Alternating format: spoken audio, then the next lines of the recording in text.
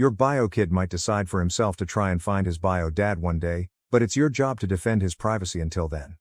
And make sure his decision is informed. He knows that his bio dad is a complete ass.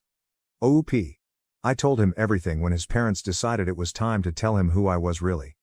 I didn't make Mike into a villain, just said he left after I told him I was pregnant and never reached out.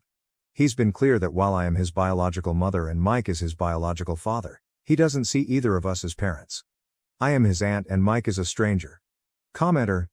Anta. TF. Also, I'm not judging you for the age gap, but I'm definitely judging Mike.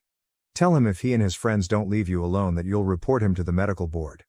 Also, maybe ask your son if he wants Mike's contact info, but warn the parents he's bad news. It's your birthday song choice, not yours. Editor's note: this commenter thought Mike was 33 when OOP was 16. He was 17 and OOP clarified that later. OOP. He's had Mike's info for years. Mainly via Mike's parents. I think he called them once and Mike wasn't around or something.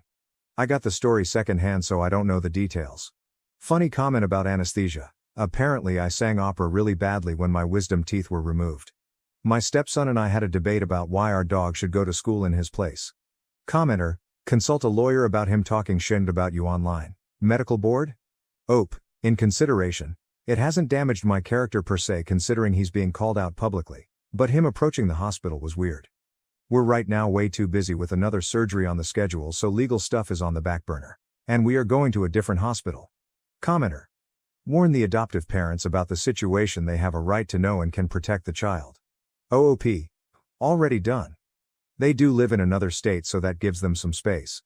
Commenter: one thing? Knowing nothing about how this works, I assume you were able to get Mike's parental rights terminated given that he left.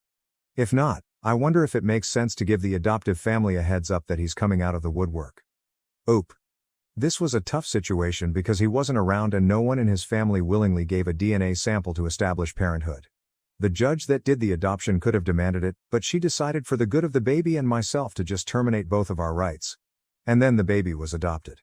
I was basically deemed unfit and the father was not able to be contacted, and the court did try really hard to get him. To another commenter: it wasn't done with his consent. He was MIA. When the adoption process began, we tried to reach out and his family didn't even hold a conversation. The judge involved tried to have the courts contact him and he didn't respond either. Eventually the abandonment time frame was hit and his rights were terminated for abandonment.